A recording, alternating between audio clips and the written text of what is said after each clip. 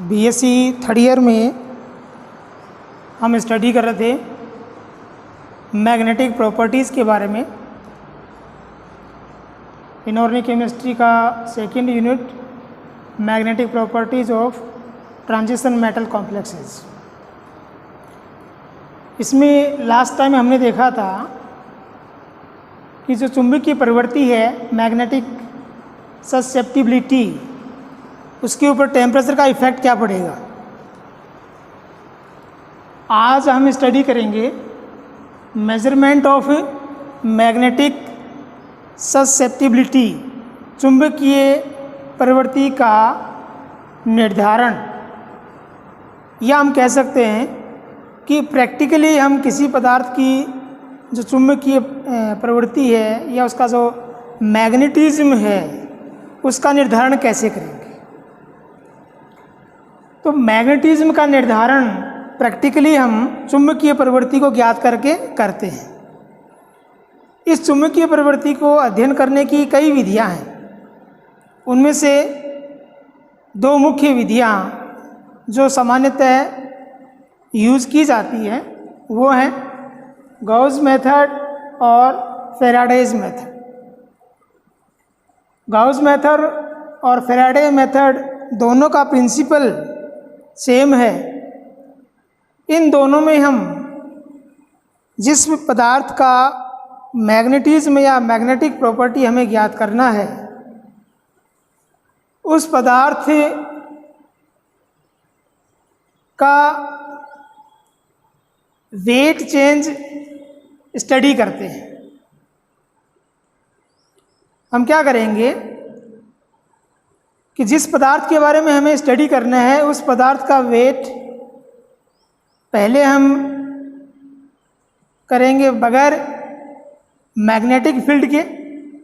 Magnetic field की absence में उसका वेट कितना आ रहा है उसका जो सैंपल लेंगे हम वो, फिर उसी सैंपल का वेट दोबारा करेंगे उसे मैग्नेटिक फील्ड के अंदर रखकर, आउटर मैग्नेटिक फील्ड या अप्लाइड मैग्नेटिक फील्ड H, उस अप्लाइड मैग्नेटिक फील्ड के अंदर जब उसको रखेंगे तब उसका वेट कितना आ रहा है और अप्लाइड मैग्नेटिक फील्ड की एब्सेंस में उसका वेट कितना आ रहा है।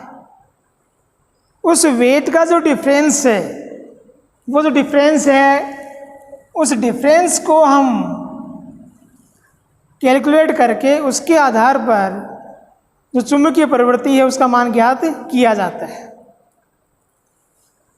इन दोनों मेथड में जैसे हम गाउस मेथड की बात करें तो गाउस मेथड में ये इस प्रकार से इसका इंस्ट्रूमेंट है जिसमें यहाँ ये इलेक्ट्रिकल मैग्नेट है।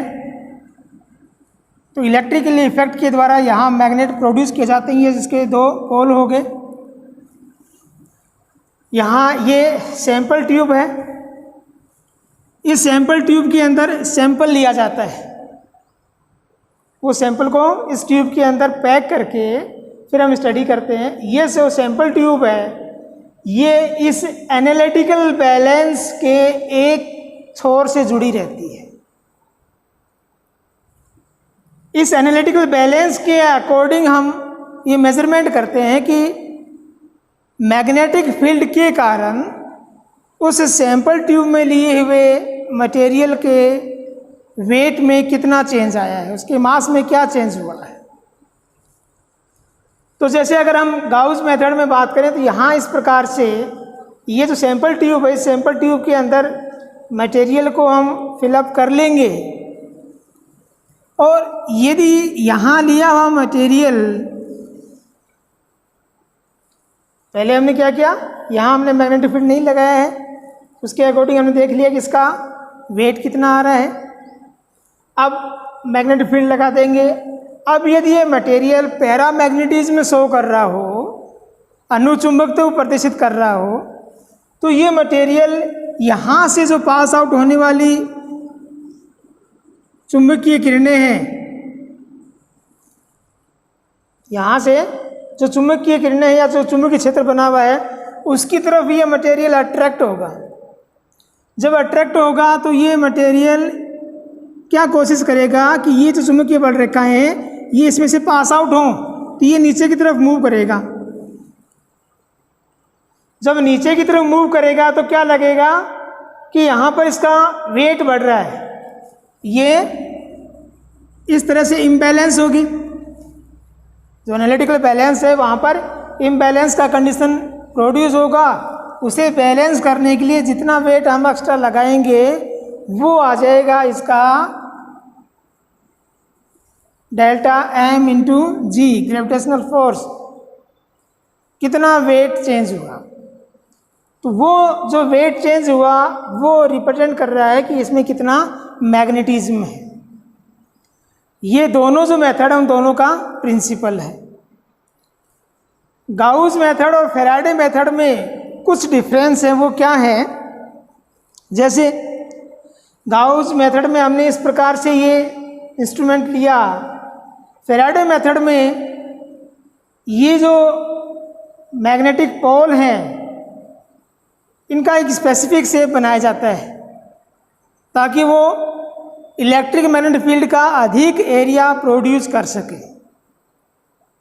इसके अलावा कुछ और डिफरेंस भी हैं, जैसे जो फैराडे मेथड है, इस फैराडे मेथड में हम मटेरियल कम अमाउंट में लेते हैं, मिलीग्राम में सैंपल लेते हैं, तो यहाँ कम अमाउंट की ही ज़रूरत होती है फैराडे मेथड में। और ये जो फैराडे मेथड है इसमें जो मैग्नेटिक प्रॉपर्टी है या चुंबकीय प्रवृत्ति है वो स्पेसिफिक या ग्राम चुंबकीय प्रवृत्ति के रूप में मेजर की जाती है, जिसे हम इस प्रकार से रिप्रेजेंट कर देते हैं chi g gram susceptibility 2L into delta m upon H square into m. इस प्रकार स्पेसिफिक जो ससेप्टिबिलिटी है या स्पेसिफिक चुंबकीय प्रवृत्ति है उसको हम यहाँ मेजर कर लेते हैं, जहाँ L मैग्नेट के जो दो पोल हैं उन दोनों के बीच का डिस्टेंस है, डेल्टा एम वेट में जो चेंज आया वो है, ये अप्लाइड मैग्नेटिक फील्ड है और ये लिए गए मटेरियल का मॉलिक्यूलर मास है। ये मेजर करने के बाद में इस ग्राम चुंबकीय प्रवृत्ति को हम मोलर चुंबकीय प्रवृत्ति में मेजर कर लेते हैं, कन्वर्ट कर लेते हैं। उसके लिए हम इस काई जी को m से मल्टीप्लाई कर देंगे, तो इस प्रकार से हमें मोलर चुंबकीय प्रवृत्ति प्राप्त हो जाएगी। तो यहाँ पर जो सिंगल क्रिस्टल्स हैं मुख्य रूप से उनका स्टडी फैराडे मेथड के द्वारा किया जाता है। जब हम गाउस मेथड की बात करते हैं तो गाउस मेथड में जो पॉलीक्रिस्टल्स हैं उनके बारे में हम स्टडी कर सकते हैं। यहाँ पर हम चुंबकीय प्रवृत्ति को आयतन चुंबकीय प्रवृत्ति काई v के रूप में मेजर करते हैं। काई v के रूप में हम इसको मेजर करते हैं और वो जो मेजरमेंट है उस मेजरमेंट को फिर हम काई m में कन्वर्ट करते हैं। काई m में कन्वर्ट करने के लिए जो चुंबकीय प्रवृत्ति आई वॉल्यूम के रूप में उसे m से मल्टीप्लाई और डेंसिटी d से डिवाइड कर देंगे। अब यहाँ पर जो वैल्यू है उस वैल्यू में वेरिएशन आते हैं, उसका रीज़न है डेंसिटी। क्योंकि जब सैंपल ट्यूब के अंदर हम सैंपल को पैक करेंगे तो उसका जो पैकिंग कंडीशन है वो चेंज होने से उसका डेंसिटी भी चेंज हो जाएगा। तो इस वजह से D का वैल्यू एक ही मटेरियल है, उसका दो बार हमने स्टडी किया। दोनों कंडीशन में जब उसका पैकिंग चेंज हो गया तो D भी चेंज हो जाएगा उसके अकॉर्डिंग। ये जो मोलर ससेप्टिबिलिटी है इसका वैल्यू भी चेंज आएगा। ये इसका थोड़ा सा ड्रॉबैक है। यहाँ पर जब हम इसका मेजरमेंट करते हैं, इसका प्रिंसिपल अगर हम देखें तो प्रिंसिपल ये है कि यहाँ पर दो प्रकार के फोर्स काम करते हैं। एक फोर्स जो वेट में चेंज हुआ उस वजह से, जिसे हम डेल्टा एम इंटू जी के रूप में रिप्रेजेंट करते हैं, और दूसरा जो उसका इनबिल्ट या जो एनवायरनमेंट का मैग्नेटिक ससेप्टिबिलिटी है उसकी वजह से। उन दोनों फोर्स के अकॉर्डिंग हम यहाँ पर इनकी चुंबकीय प्रवृत्ति को मेजर कर लेते हैं। तो इस प्रकार से इन दो मेथड्स के द्वारा हम जो मैग्नेटिक मटेरियल हैं उनकी चुंबकीय प्रवृत्ति को ज्ञात करते हैं। ये जो चुंबकीय प्रवृत्ति है, ये जो मेजरमेंट हमने अभी किया, ये मेजरमेंट प्रैक्टिकल है, ये प्रैक्टिकल वैल्यू है। हम मैग्नेटिक प्रॉपर्टी को थ्योरेटिकली भी रिप्रेजेंट करते हैं, और जब हम थ्योरेटिकल मेजरमेंट की बात करते हैं, ये प्रैक्टिकल मेजरमेंट है, जब हम थ्योरेटिकल मेजरमेंट की बात करते हैं या थ्योरेटिकल डिटर्मिनेशन ऑफ मैग्नेटिज्म, तो वो हम spin only formula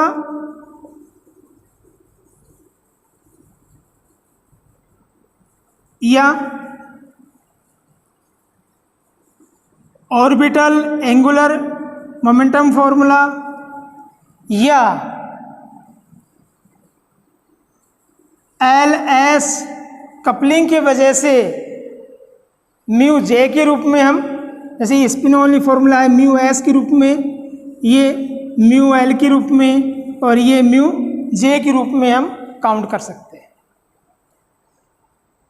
spin only formula में ये फॉर्मूला हम कब यूज़ करेंगे, कब काउंट करेंगे? नंबर एक, ये फॉर्मूला हम कब यूज़ कर रहे हैं?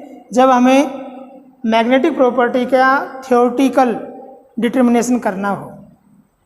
जब हम थ्योरेटिकल डिटर्मिनेशन कर रहे हैं तो मैग्नेटिक मोमेंट के रूप में, म्यू के रूप में हम उसका डिटर्मिनेशन कर रहे हैं। चुंबकीय आघूर्ण जो बोर मैग्नेट्रॉन में होता है, किसी मटेरियल के अंदर जो उसका मैग्नेटिक प्रॉपर्टी है वो उसकी इलेक्ट्रॉन की वजह से है, और वो इलेक्ट्रॉन क्योंकि मूविंग कंडीशन में है, वो चार्ज पार्टिकल है, मूविंग कंडीशन में, इस कारण से उसमें चुंबकत्व उत्पन्न होता है। तो उसकी जो मोबिलिटी है वो रीजन हुआ इलेक्ट्रॉन का मोबिलिटी। इलेक्ट्रॉन का मोबिलिटी वो दो प्रकार का है, एक वो अपनी स्पिन मोबिलिटी शो कर रहा है, दूसरा ऑर्बिटल। तो इस वजह से स्पिन के कारण जो मैग्नेटिज्म प्रोड्यूस होगा उसे हम स्पिन ओनली फॉर्मूला से काउंट करते हैं। जो उसकी ऑर्बिटल मूवमेंट की वजह से प्रोड्यूस होगा उसे हम ऑर्बिटल एंगुलर मोमेंटम फॉर्मूला से काउंट करते हैं। और जब उन दोनों के इंट्रैक्शन से मैग्नेटिक प्रॉपर्टीज प्रोड्यूस होती है तो वो एल एस कपलिंग का इम्पोर्टेंस देते हुए म्यू जे नए एनर्जी लेवल्स होते हैं उनके रूप में फिर हम मैग्नेटिक जो मोमेंटम है उसको काउंट करते हैं।